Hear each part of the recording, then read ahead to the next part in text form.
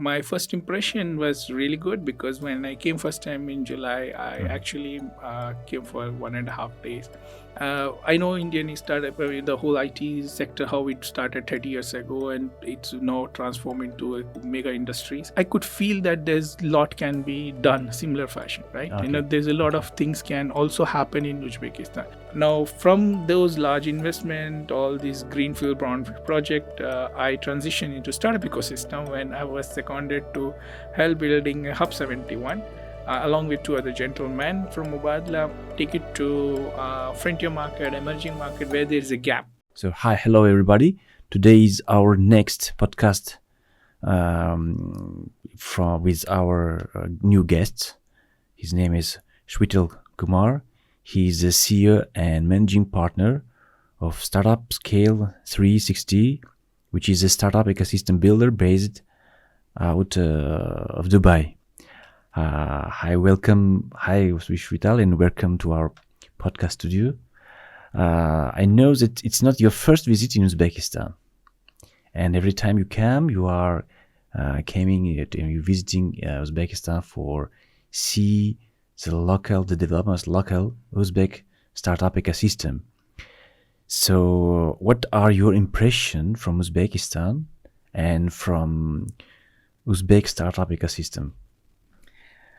First of all, thank you, Dilshod, and thank you for host for having me here and giving me an opportunity to share my experience about Uzbekistan. And thanks for asking this question. And this is exactly the purpose of my visit is to see how I can support the startup ecosystem in Uzbekistan. My first impression was really good because when I came first time in July, I actually came for 1.5 days.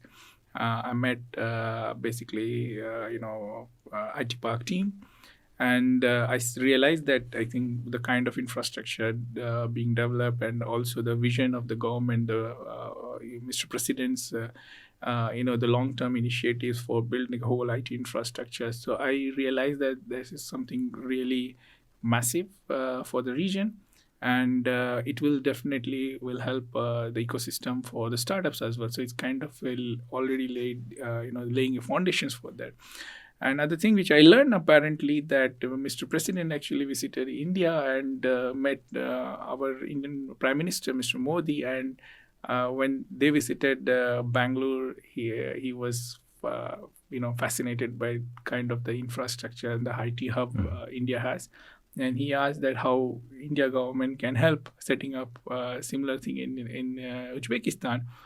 And I think I found that India has actually extended the kind of a long-term support and, seconded a gentleman, Mr. Pasarthi, to support IT Park, the whole initiative and the kind of the roadmap, which is really interesting because I know Indian startup, the whole IT sector, how it started 30 years ago, and it's now transformed into a mega industries. And today, even if you look at the startup ecosystem, which is young and still in India, like started 10 years ago, but its last 2-3 years, it's grown dramatically, exponentially. We are now third largest startup ecosystem in the world. Even just for your record, like last quarter, $10 billion invested just in Indian startup ecosystem. So when I'm last quarter, which last quarter, 10 million, July to September, yeah. And this year it's a record breaking. We already crossed $24 billion investment in startup ecosystem. And we have already like 24 plus unicorns this year. So all-time records. And the startup ecosystem has actually contributed a lot to the Indian economic now because the startup, the founders who become a unicorn now become an angel investor. They are investing in a lot of startup. And a lot of the startups, they allocate an ESOP pool. And then they become a unicorn, and if they are acquired or if also, they get a good exit. So employee also get benefited. And we have seen employees started the companies, the startups. So you are actually creating your new entrepreneurs from a startup. So the startup has actually created a ripple effect. Like it's one startups to another startup. So we saw this kind of a model in the US also. We call it as a what do you call that? I mean, in India we call it as a Flipkart mafia. And we have that in Estonia. We call Skype mafia, right? Yes.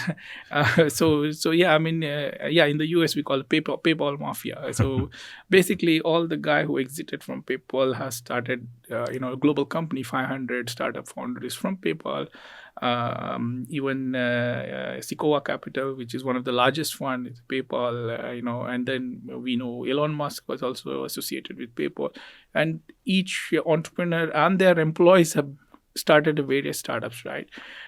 So learning from that experience and knowing closely how Indian startup ecosystem has grown in very recent past also, and how India is supporting even for Uzbekistan, I could feel that there's a lot can be done similar fashion, right? Okay. There's a lot of things can also happen in Uzbekistan. But then given the size of Uzbekistan, which is still as a country level, it's still a small for many country to look at as a market. So how we can attract international partners? So one of the ways is to kind of create a regional market, which means that you need to talk about the Central Asia as a big market. Uzbekistan can be a soft landing platform for that. So we did that in Middle East, like when we launched Hub 71 at, in Abu Dhabi.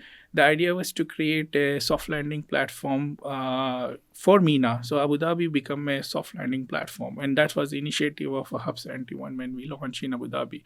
So similarly, when we look at Central Asia, Tashkent or IT Park can be soft landing platform for Central Asia, right? I'm sorry, Swethal. I think for our listeners, it's better to actually introduce the term. I mean, MENA. Most probably, some of our listeners, they just don't know what is MENA. Yeah. Means. Sorry, I would like to present my co-host, Farhad. He's a co-host at our podcast. He's a managing partner and GP at Uzbek Ventures.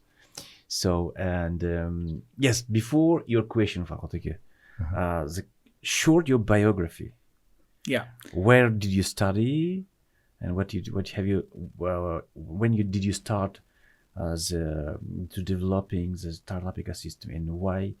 What was your short biography? Sure.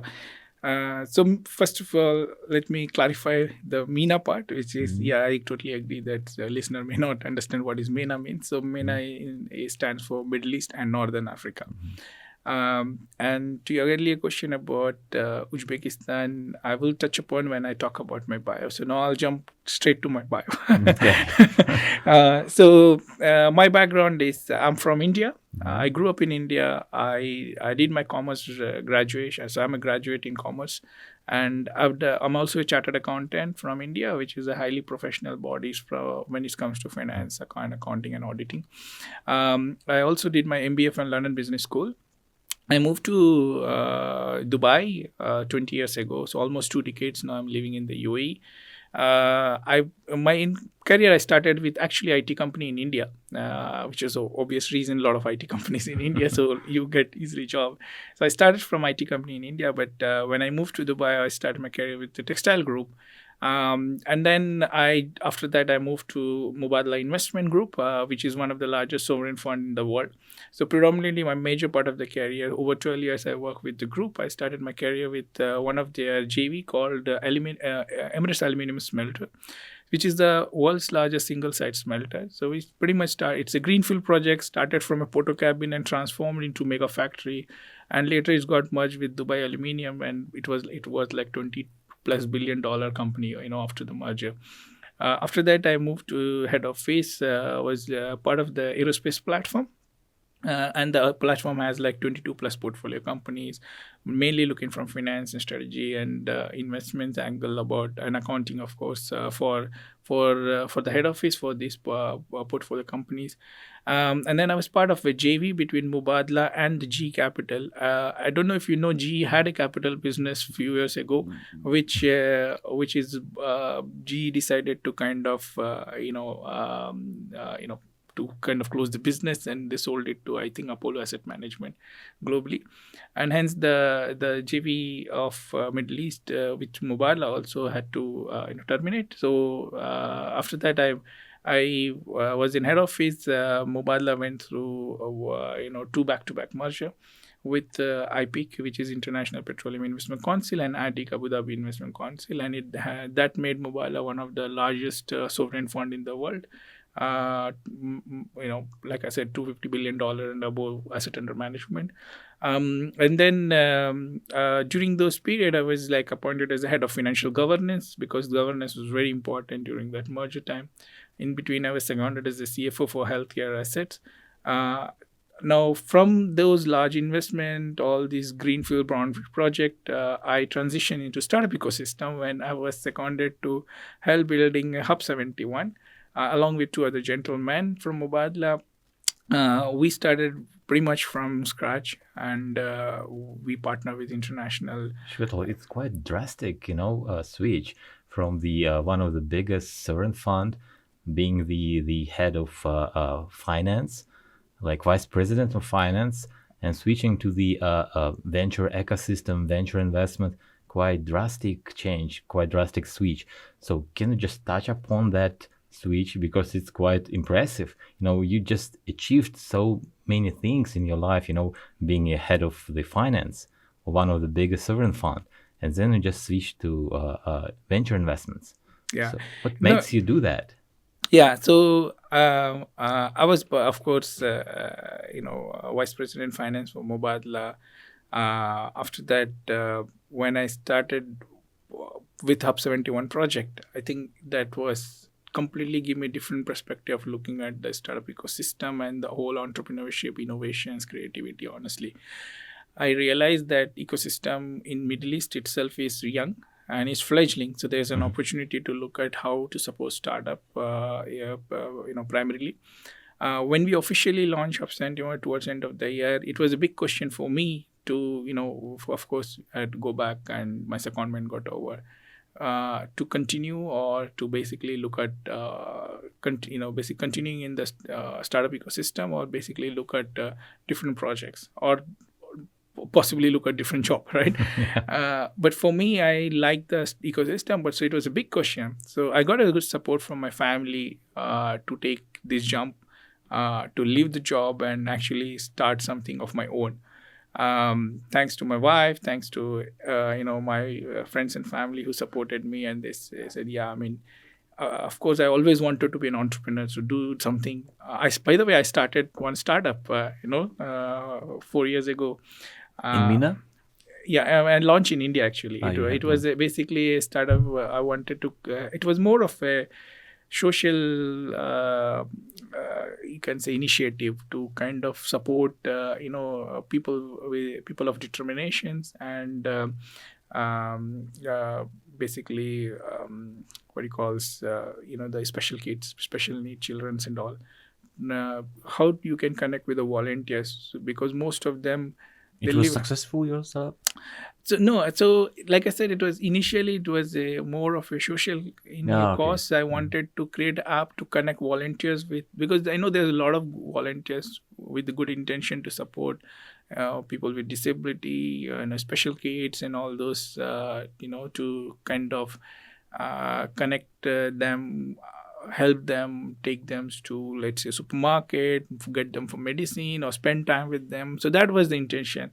And also they also look at this kind of volunteers, and some of them live in isolation, depression. So I thought it's a great way to connect through technology. They can find volunteers. Where is that? And I know there's a lot of really good people with the good intentions to help such kind of people, not just necessarily people work for NGOs. In fact, apparently later found that more than NGOs, there are actually other good people in the world. I launched in India because I wanted to test everything about the kind of that crime, what people can think of, all those aspects is possible to test in India. So I launched in India. It was successfully launched. It was working good, but then. when you are working full-time job, and especially for large organization, and at the same time for a startup, and that too, it was initially I never thought of making money. It was meant for supporting society. And then people were saying, no, you need to look at some monetary angle. And I didn't even think of even raising capital because I was in a comfortable job. I was getting a handsome salary. So I was managing myself, Okay. And I didn't honestly look at from kind of taking it to the proper scaling up business as a proper startup. But then it got a good traction initially. A lot of people were, using the app, and in especially most of the volunteers I saw quickly joining. So which means that there was hunger for who we can help, especially the student community who really wants to help, and especially in India, when as part of your curriculum in university, they get credit as well. If you do such thing, co-social costs, and you get some extra credit. So all this, I think it was working good. But all of a sudden, kept it for 2 years. I started seeing that some people from Indonesia and all started joining.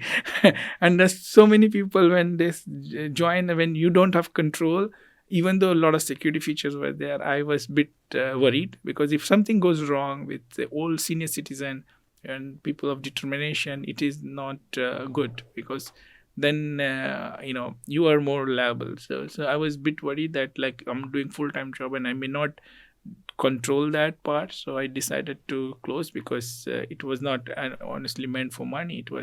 I'm always happy to pass on anybody who is willing to take it at the next level, because I really wanted as a part of giving back to community, do something. This was an app called Mitra, by the way. Mitra means Mitra means friend. Okay. Yeah. So to answer your question about this, I was always connected in this startup ecosystem as an entrepreneur. I wanted to do another one in Dubai with, finding the activities for parents, for kids, basically. We as a parent search a lot of activity for kids, like swimming class, music class, art and dance and all, because every time during a weekend, or also when you have a summer break, kids needs to be engaged. And sometimes, especially in Middle East, a lot of people are expats community, couples who both husband wife, they goes for work. So they need to engage kids. So, and one of the ways to kind of engage in a more such meaningful activity where it can learn also, and at the same time have a fun, right? So it's pretty much every couples, they always put kids in this kind of play school, or music class, or some activities. But finding that was a challenge, so we wanted to launch an app for that.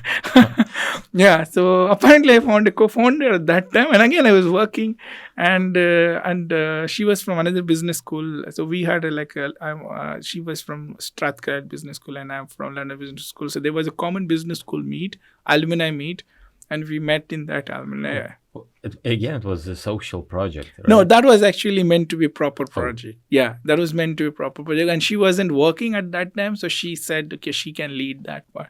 And then apparently happened that, she had some health issue, and, she could not focus. And then when you work, especially for me, it was challenging to leave the job and do that, especially when you have a family and a lot of other commitments. And then you are in a career at a senior level also. It's not that easy to switch quickly. So when the opportunity came about after Hub71, when looking at the startup ecosystem, zooming into this closely, I think this is really serious. This is serious because especially Middle East, the government has launched a lot of initiatives, especially in Dubai and Abu Dhabi. Abu Dhabi, the whole idea of Hub71 is to create a one unified ecosystem, right? So they announced, Abu Dhabi government announced a Gadan 21 Vision Fund of totaling to like $14 billion equivalent, basically 50 billion dirham, I guess. Converting into the dollar is to $14 billion.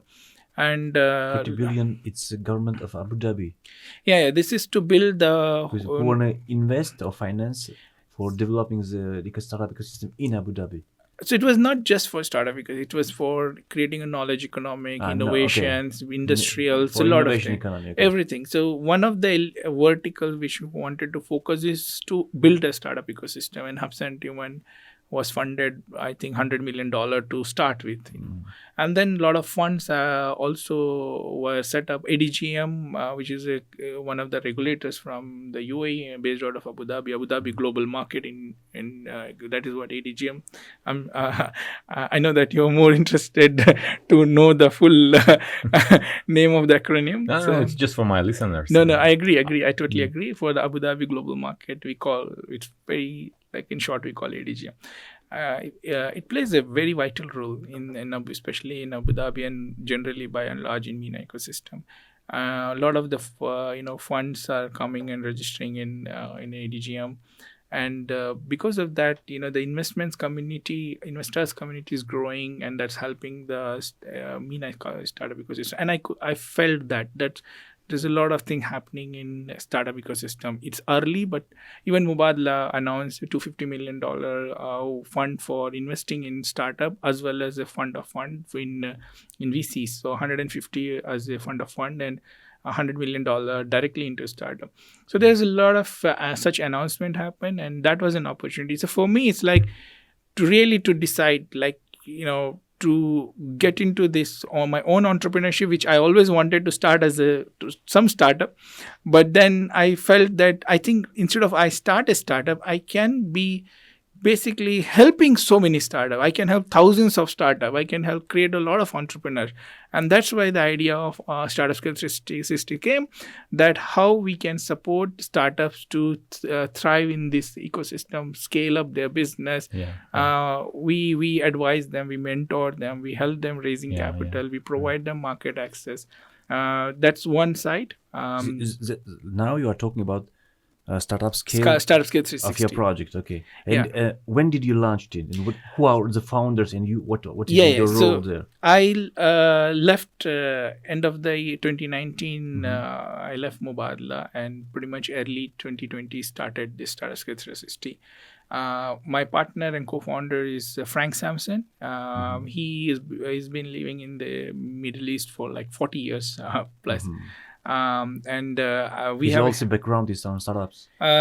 So in Startupscale360, I have a co-founder and my partner, Frank Sampson.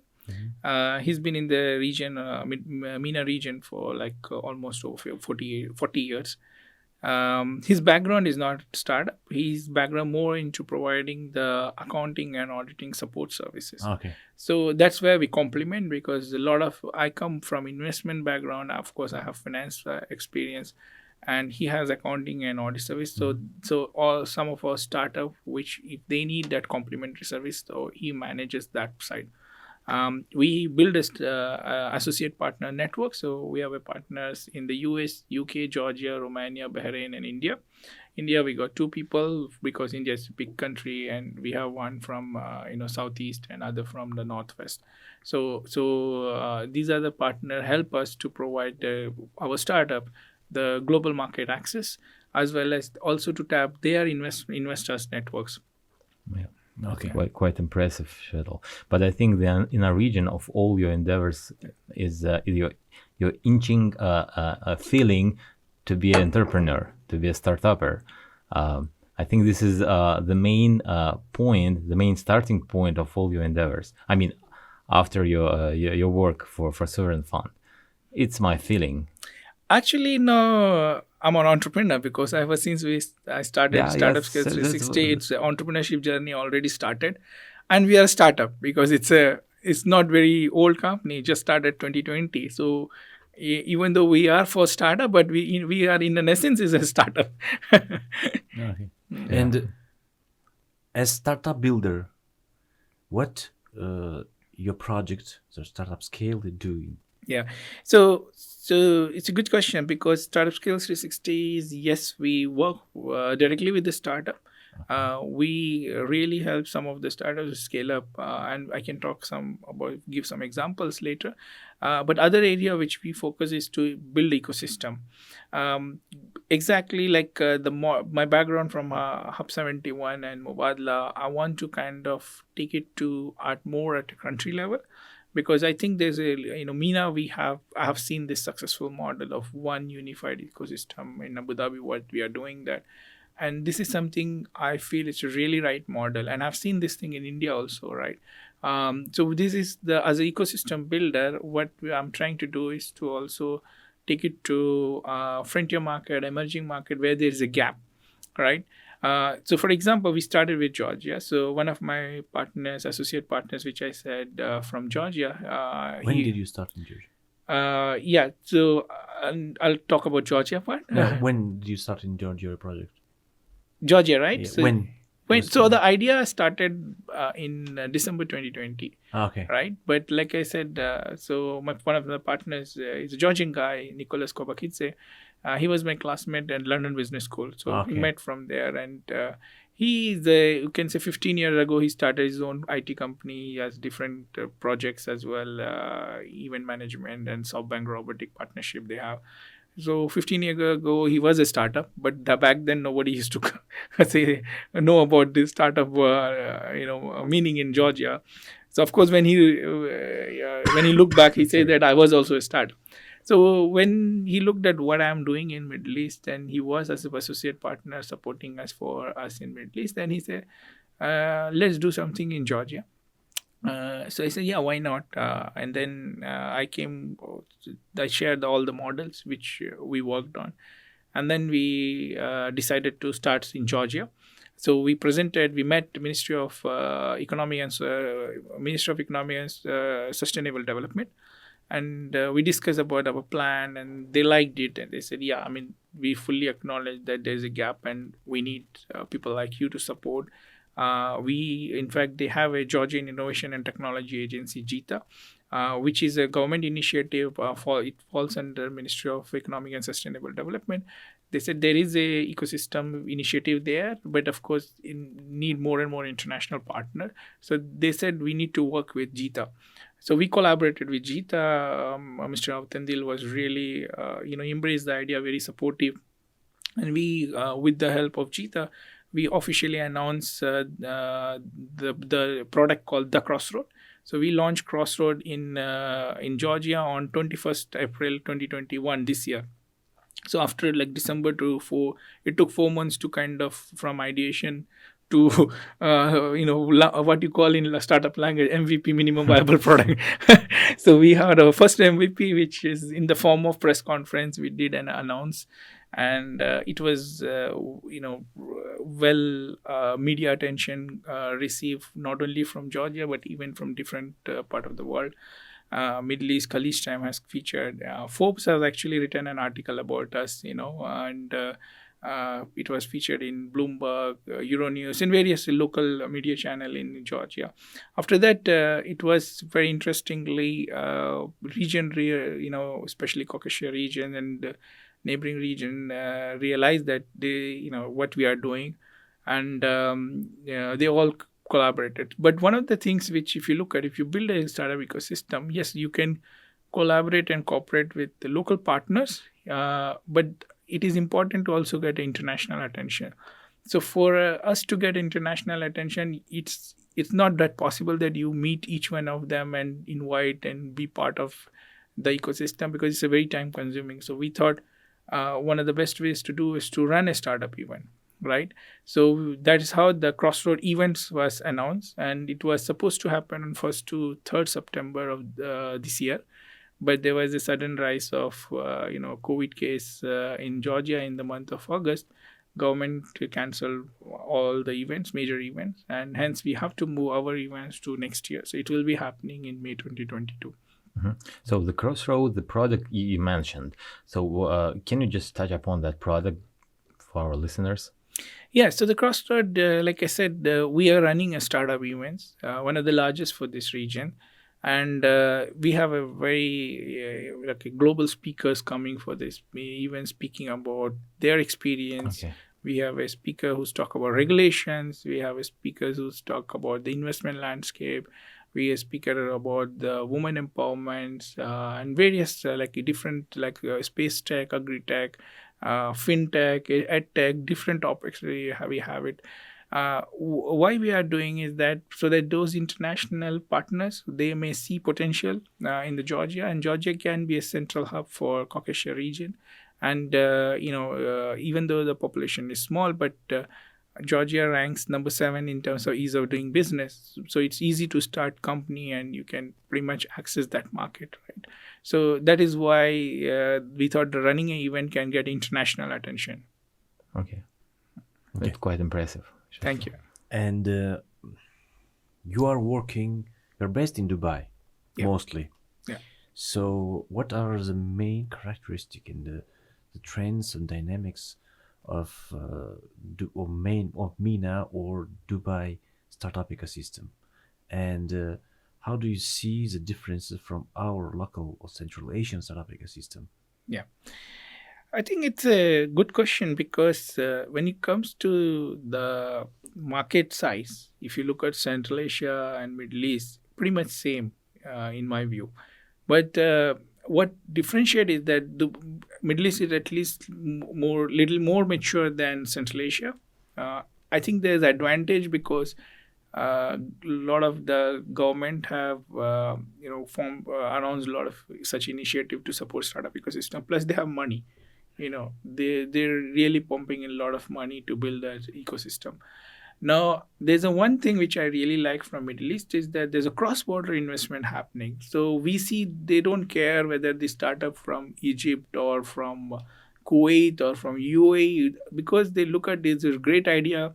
They're solving a great problem for the MENA region. And then, this startup has a opportunity to scale up very fast with the right amount of funding. Possibly it could be acquired by international company, or they can go international, go for IPO. In fact, we have seen now 2 IPOs via SPAC route listed in Nasdaq. So that's the beauty of their MENA, which I liked it, is that investor is not like, if you're an investor in UAE, doesn't mean that they only invest in a UAE based startup.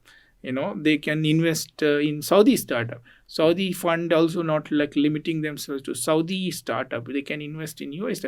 Of course, they all wants to have those eventually startups to come and support the country, right? You need to have some market presence.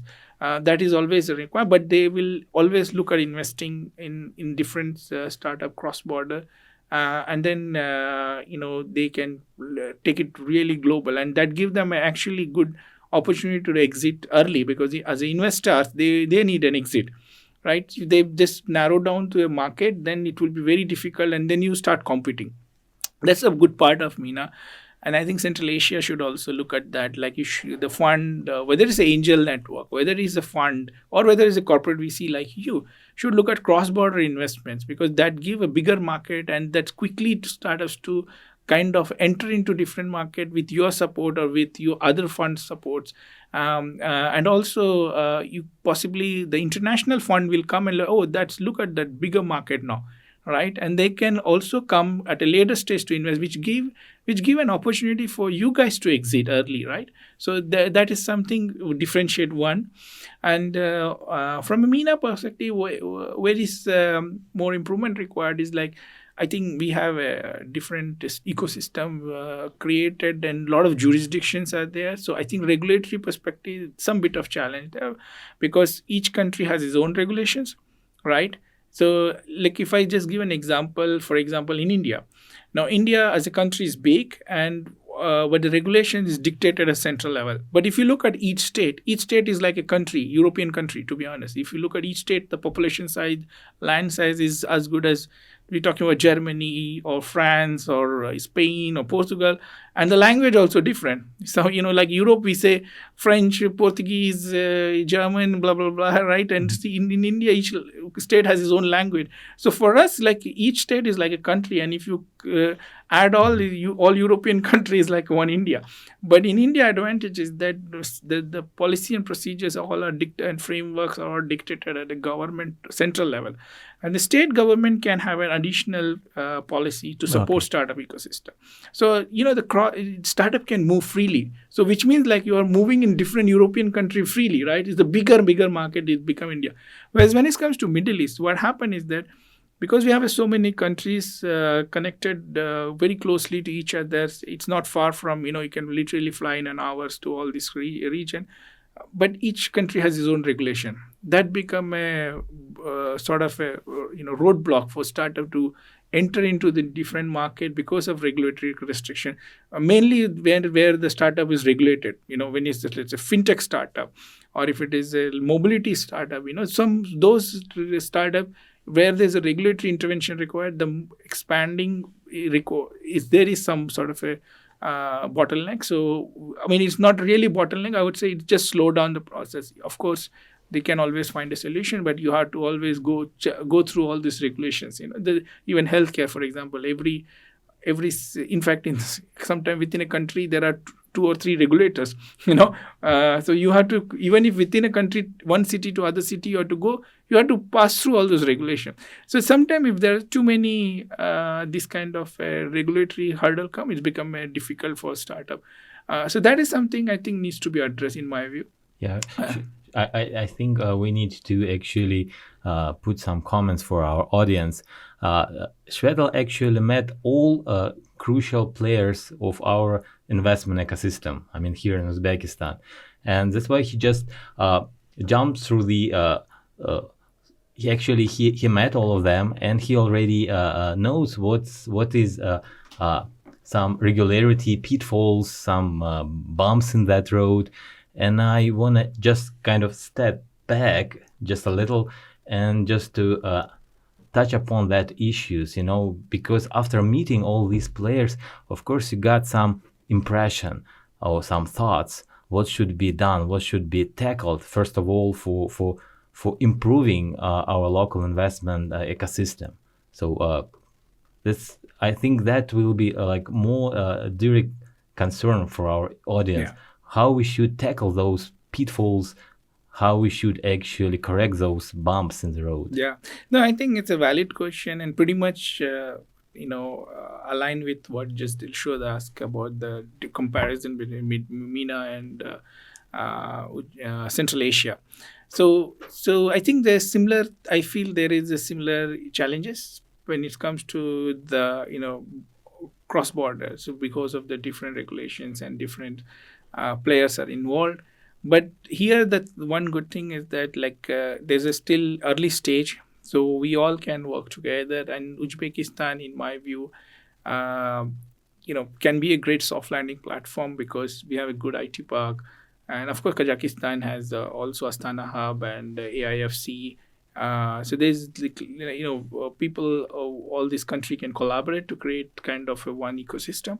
So when it comes to Uzbekistan, I came here in September, and I come with a really good plan. I met with most of the key enablers. So we have a framework.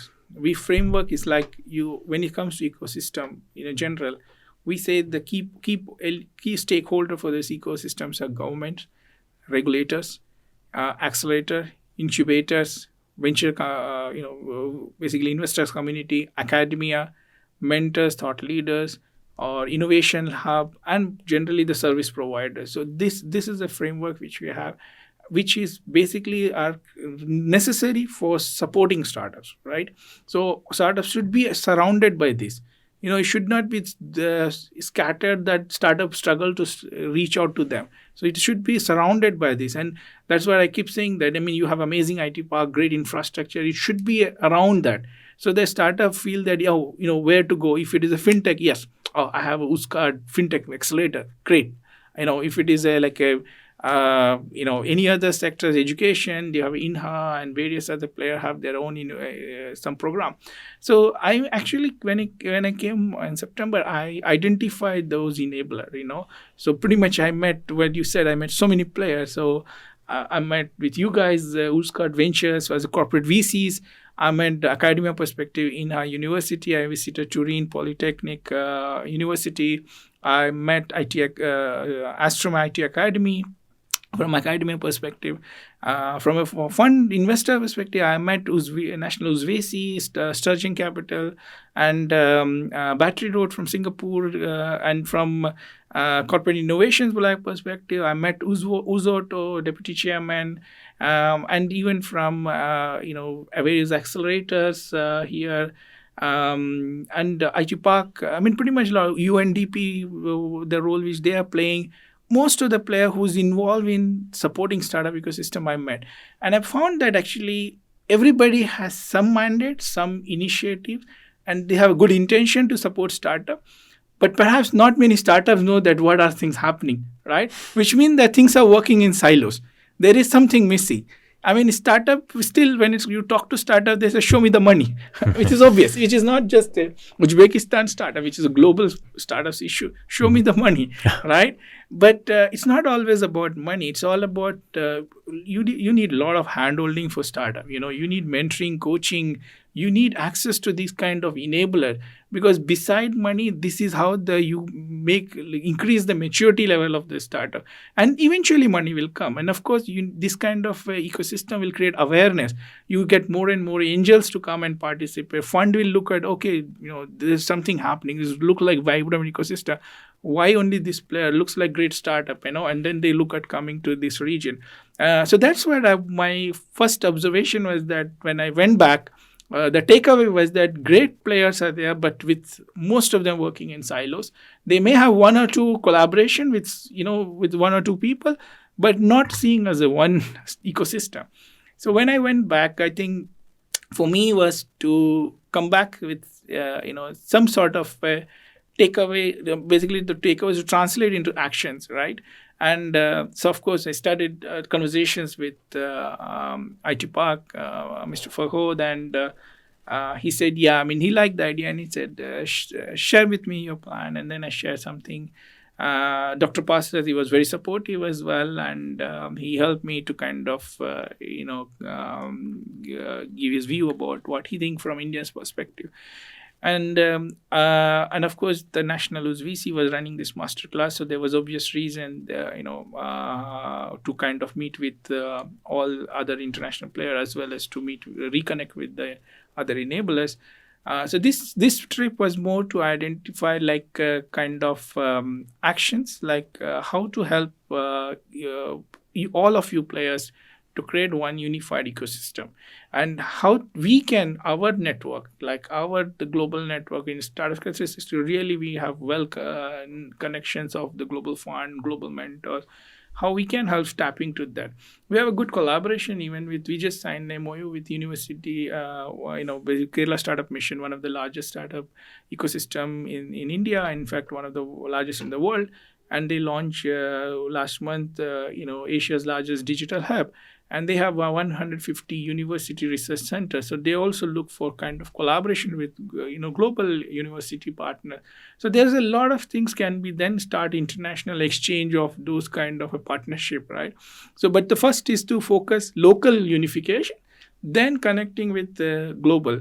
And that also, when you look at the Central Asia as a market, if each of these countries, when they are unified, then think of that, each enablers no need to talk to or hunt for who is your peer in different country. So you are becoming like a cluster. So you just look at which is the cluster. So Swethal, let's structure what you said just now in a way that, first of all, we need a unified ecosystem. And what actually we need to do just to unify this ecosystem? What's your recommendation? First of all, second of all, what we need to do exactly? Yeah. I think one thing is that we have a really good infrastructures called Uzbekistan IT Park. I think I strongly suggest to leverage on that. Yes, there is a space allocated for large IT companies, some service companies, all will come. But startups are also going to be resident, right? But then it's not about the residential shape. It's not about the real estate. We're not talking about real estate. We're talking about value creation. So how you can create a value for a startup. And the startup, not necessarily who are just resident of IT Park. Of course, they get benefit of taxation, tax holiday, and few other things, office space. But there are also resident in different places. So how all this will interact, how they all talk is basically, I see there's some sort of a central hub to be created, right? And maybe this kind of benefit, which is government extended to IT Park startup, which can be extended later to that other startup.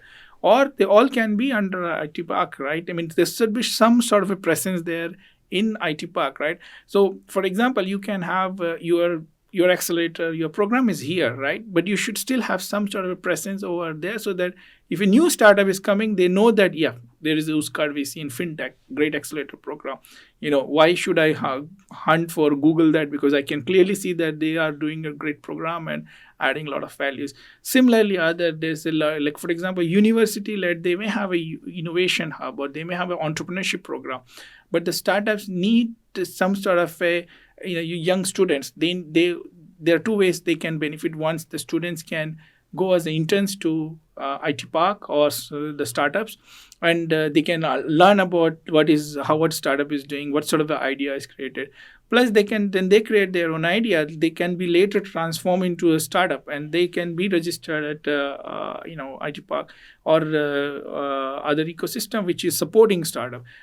So what I'm saying is that yes, IT should leverage on IT Park, and all parties should see how they can support as a key stakeholders or enabler of those, working together for that one unifications model. Basically, the common platform for all players, right? Yeah. It's a more become an interactive platform, and startup will, as soon as they enter there, they say, for example, I have a mobility thing. There is a great Turin Polytechnic University has a great facility for mobility. They have innovation lab in collaboration with Uzato. And like, for example, UzVC fund of fund. If a fund come, they need to know that, okay, who could be the LPs? I know they can be there. And if a fund is also part of the ecosystem, so startup doesn't need to really look for this investors, because they know that their fund is already there, office there. They can just knock the door and pitch, or kind of get more easy access to at least share their ideas and get a early feedback. Because a lot of time, startups struggle in raising capital because they don't get a feedback on time. They spend a lot of time in, first of all, identifying an investor, and then when they pitch, they get a late response, and then they get a response, the time is over. Most of the time, like, the competitor come with the new idea, and they might overtake their ideas, or they can basically launch something new, similar products, right? So I think it's a feedback giving on right time is important, which is all can be created if you are in one unified ecosystem, not necessarily from fund. It can be any other mentors or corporate, or anybody can provide the good feedback on time. Thank you, Swethal. My question is about the role of the government. So you have mentioned that the government of India and the governments of MENA countries, they are spending a lot of money to support startup industry. So, in your opinion, in your view, what should be the role of the government on developing of startup ecosystem? Yeah, I think government has to play a bigger role, because it is nice to have, or it's a crucial role? It's a crucial role. In my view, it's always a crucial role. It is not nice to have, because you cannot leave on private players to kind of start something, and then government come and say, okay, let me let me fix it. But at the same time, I'll say it's always a public-private partnership, and I'll talk about that. But initially, it has to be top-down approach. Government has to play a bigger role in creating the country-level policy, country-level framework, how the startup ecosystem works. For example, we're talking about in Uzbekistan, we don't have a VC framework. We don't have a fund manager structures. We don't have fund-of-fund structure, which is a very, you can say, most crucial part. How can you attract global VCs also to invest in a startup? But we can do it in Dubai International Financial Center. Yeah, you can do that. Yeah, that's happening. That's happening. It's not just necessarily about what you call the Astana Hub or Dubai. They have a financial center. Doesn't mean that you need to have. You can have it, but how you can collaborate, all those is important. But what I'm saying is that the framework is important, because it's not just about the setting up or registration part. It's all about the certain terms and conditions that has to be investor friendly. It has to be startup friendly, right? So those things has to come from government, right?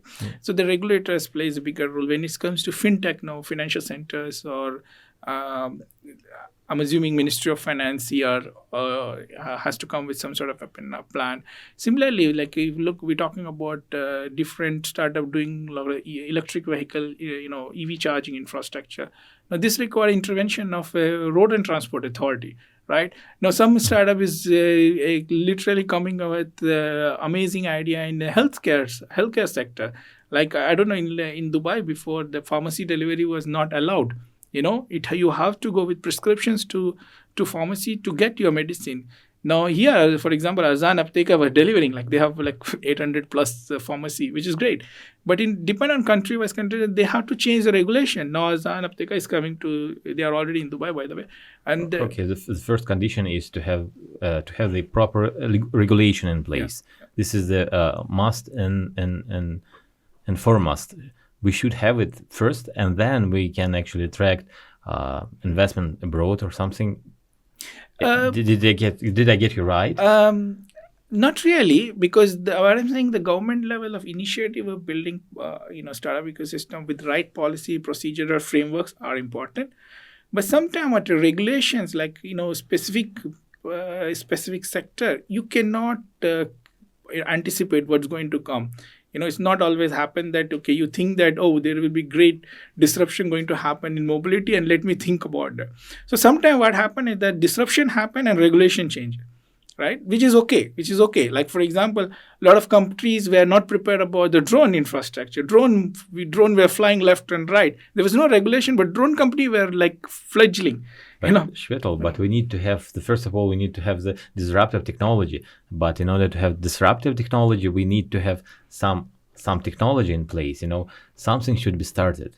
So what should we do to start something? If you are linking with the question with the regulations the technology, and I think it's always a chicken and egg case. Yeah, but that's my question. What should be first? What we should do first? Yeah, when I say specific sector things, I think it's if you know different country has some regulation change and it is friendly for your country and it will help startup, then look at that and immediately introduce, right? But sometimes even if it is not been introduced because it was not thought through or it may not be immediate necessary, but if any startup in the region is expanding in that specific sector, and that required regulatory intervention. So regulator should not go and penalize the startup, Okay. Not yesterday there was a lot of discussion in the VC masterclass about prosecution. You should not go and prosecute startup because the startup is not there to do here something illegal or criminal. This is the model successful elsewhere. It's just that because of regulatory tightness or hurdle, they are not able to do that. So this is the cases where regulations needs to look at to change. So sometimes it is like a post-mortem effect, right? Disruption happen and then regulations come. But a case where it is possible for regulator to look at because there is a successful model happening, working in a different country. For example, fintech, if you take, there's a lot of peer-to-peer payments happening, digital banking, wealth management, remittance. There's a lot of regulations are already there. Singapore is amazing in that aspect. UAE is changing. Even India has really one real good regulation. US, UK, London has great regulation.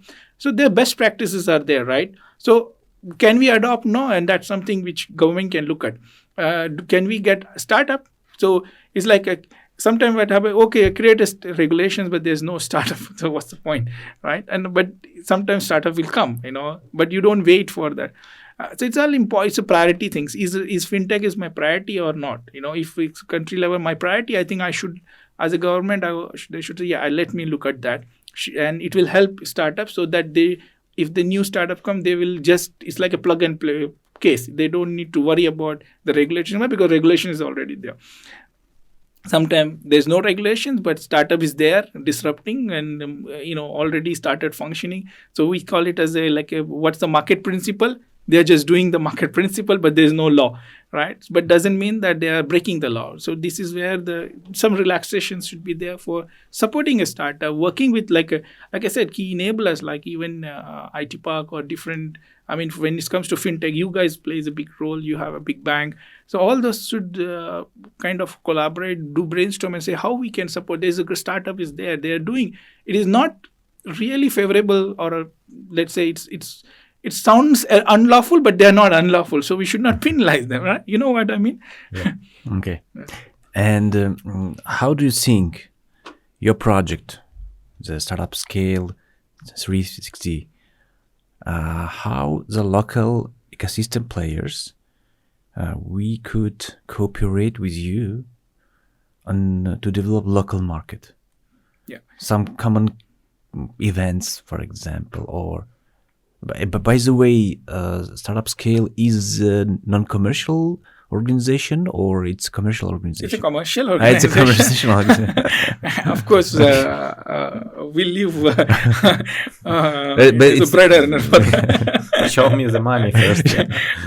No, we don't come with that attitude, because we believe that if everyone come with that, then you're not just doing justice for startups. No, it was just a question. Yeah, That, but I would- of course, I mean, there's a lot of pro bono things we do. Like I'm mentor of so many startup ecosystem, Kerala Startup Missions, In5, Founder Institutes, which is one of the world's largest pre-seed accelerator, Village Capital. I mean, there are pretty much so many share and input in Hungary also. Like I'm mentor to a lot of ecosystem, and I like to help them. Of course, looking at my own bandwidth and appetite to support as much as possible.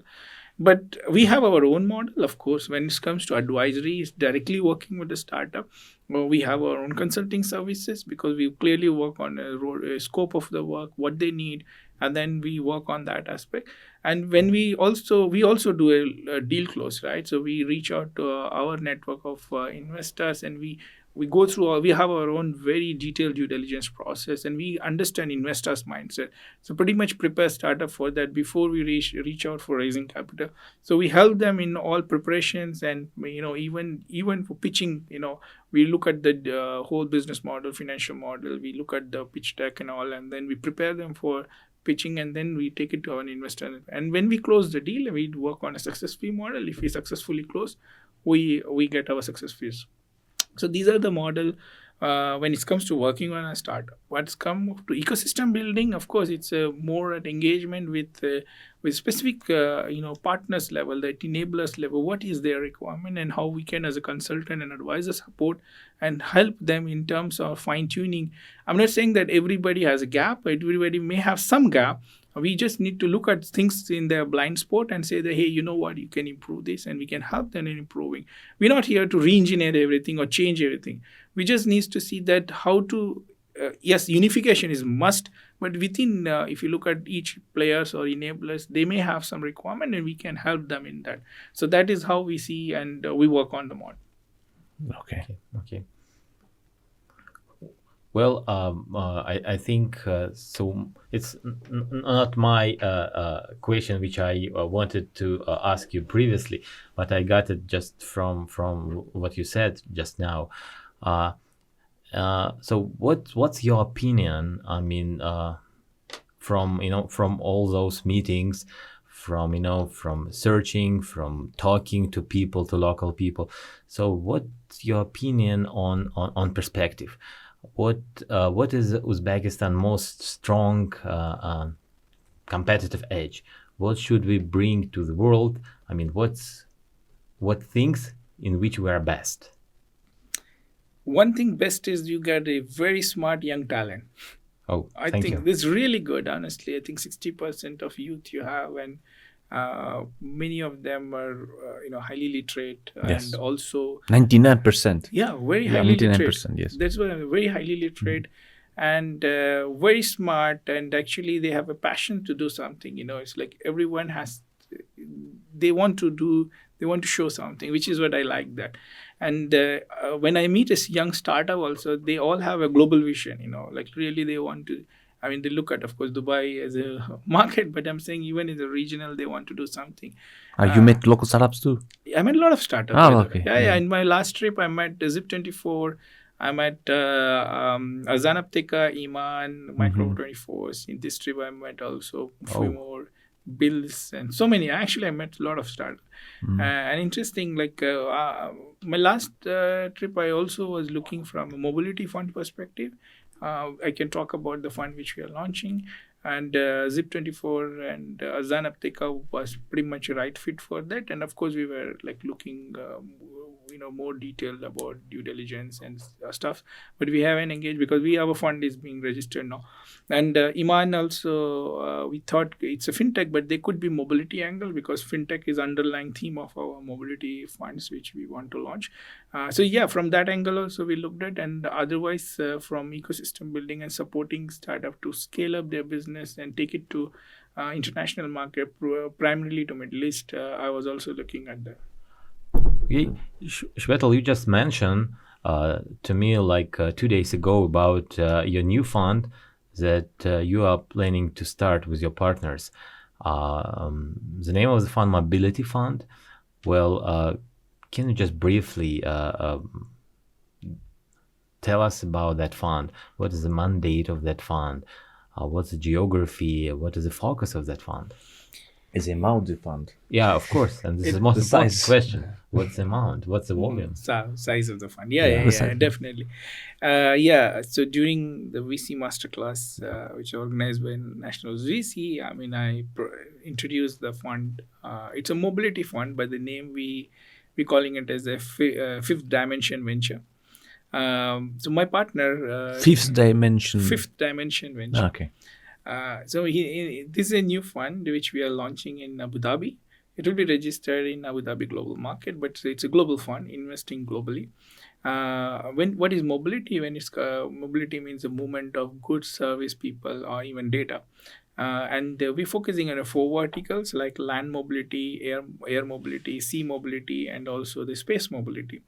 Initially, we actually allocated 5% to the space mobility, but we realized that actually there are a lot of innovations happening in space tech, and we changed. Very interesting. We changed to 20%, and when we looked at a lot of startup, we could not find many in sea mobility, so we reduced the sea to 5.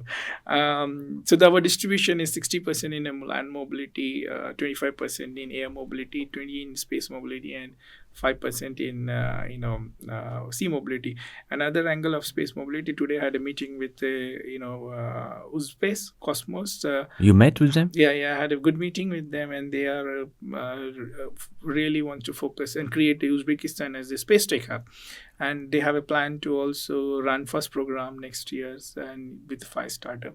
And we said, this is a really good idea because we see huge opportunity in space tech, and our fund has a mandate to invest in that space technology. So again, to briefly describe about what is our fund. Here, first of all, let me talk about my partner. His name is Christian Tabet, and he's a former managing director and president of BP Middle East. And so BP is a British Petroleum Middle East, and he was also, I think, president of aviation fuel of BP. At the moment, he's an advisor of BP Venture. BP Venture is one of the largest corporate VCs, and he's also looking at the Launchpad. Launchpad is a private equity side of a BP Venture. They come more at the growth stage investment. And also the Catalyst. Catalyst is an accelerator program which is meant for early pre-seed seed level. And that is Catalyst is a collaboration between BP and Masdar in Abu Dhabi. So he's involved in all those. So he's also come with a very strong corporate experience, oil and gas, energy, mobility, and also he has experience in investments. And I come from, of course, from Mubadala and other he's Hub 71 startup ecosystem building. So we complement. So about the fund size, it's going to be $100 million fund. It will be registered. But you mentioned 200 million. No, it's 100 million. Oh. Why we cannot go more than 100? Because our EDGM, Abu Dhabi Global Market, has restrictions. If you have to first set up 100 million, if you go beyond that, it has to go for special approval. And because we are a first-time fund manager, I think for us it makes sense to go with 100. In fact, we thought we'll start with $75 million, with $25 million green shoe options. But when we look at the mobility space, it's like an ocean. It's a huge space. You don't need general fund. You can be just a mobility fund. So we increased to 100 million. And then when it comes to, like I said, the mobility is a massive. We are going to follow the mega trend model, and that means it's required generally the market required a long-term growth, and these are the transformational force which actually in mobility will go in next 10 years. Some of them are like technology breakthroughs, basically the demographic change, and also the innovation, the 5G technology, EV ride sharing, shared economy, autonomous vehicle, and the mobility as a service. These are going to grow dramatically, and because the mobility, there will be a lot of software going to be involved, which means there is a focus on cybersecurity. Yes. So we will be even investing in a cybersecurity company which focus on mobility. And then as a mobility as a service, the fintech is the underlying thing, because fintech will play a big role. It will enable in mobility, clean tech, clean energy, like I said about the EV vehicle, battery charging, storage, all those in the mobility is more of a clean energy. So clean tech is also our underlying thing. And the deep tech, of course, there's a lot of data will be generated in this space. So we are going to look at AI, robotic, and all blockchain, all within that space of deep tech. These are the sectors. Like I said, the mobility within that, there are a few underlying theme which we have it. And the fund will be allocated among seed stage to Series B. We feel that there is a gap in this space because especially starting from Middle East, we have a lot of Series B and above big investors, sovereign fund and large fund are there. And below seed stage, we have some good accelerator program, and some early stage investors are there. I think the middle area where we feel we can fill the gap. So our minimum check size will be like starting from $250,000 from seed stage to $1 million. Pre-series or series stage can go up to $1 to $3 million, and then series B can go up to $5 million. So of course the major portion will be towards series, pre-series A, series A. In our portfolios, and like I say, 60% will be allocated for land mobility, 25% for air, 20% for space tech, and 5% for the sea mobility. Yep. So what's about geography focus? Yeah, it's a good question. I forgot to mention. It's we are a global fund. We just chose Abu Dhabi as our home. It will be domiciled there because our LP networks are very strong in Middle East. So we want to start with raising capital from Middle East LPs. We want to do first close from there, and we possibly would invest more from identifying in Middle East startup.